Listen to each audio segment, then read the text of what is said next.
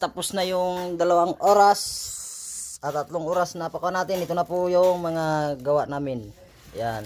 Tapos ito. Ito na guys oh. Umalsa na. Oh, umalsa na sa guys, kaya luluto na natin. Isasalang na natin sa kaldero. Gawang kamay yan guys, kaldero portion. Karahay portion. Oh, karahay portion, karahay. Tapos ito na guys oh. Ito yung naluto na 3 piraso. Ayan. 3 piraso. Tapos meron ditong Sunog na lang. ito guys, bubuksan ay shit guys, nasunog sa ng konti guys, pero mas okay guys pag ganyan yung luto guys ng ito yung starbird namin guys. Ito yung king roll, cheese roll. Yan. Kita nyo guys oh, simpleng-simple lang guys, sa kaldero lang makakagawa ka ng tinapay. Yan guys. Oh. Ayan oh. Di ba ang ganda? Oh, tingnan nyo guys.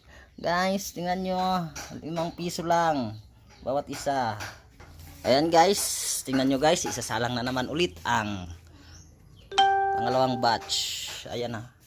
Ayan lang kayo kasimple guys. Makakapagawa na kayo ng negosyo sa gamit lang yung karahay guys o kaldero o ano man meron kayo dyan. O, yan nyo guys. O. Yan lang kasimple yan guys. Yan. Ayan. Super cute. Manang sa may-ari yung paglalagyan. Dahil super cute guys, mana sa may-ari yung paglalagyan. Sana pag i-like nyo naman yung video namin at i-share nyo na kung paano magluto sa kaldero guys. Ayan guys, tatakpan natin guys. Ayan. Stop na kayo. Sige na ba? Ayan guys, ganyan lang yan guys, na tatakpan natin ng ganyan. Tapos dapat may kalayo yung taas. Ayan guys, na ganyan.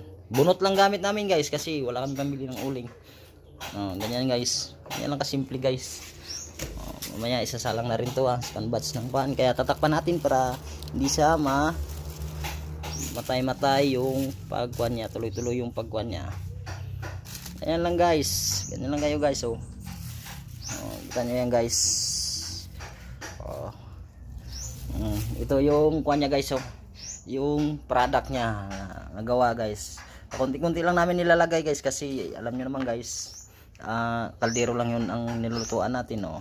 Yun na sila guys, dito na sila yan guys.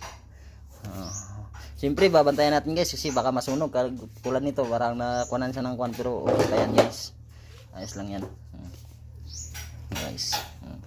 Thank you for watching, sana i-share nyo yung video namin at supportahan nyo, and thank you for all.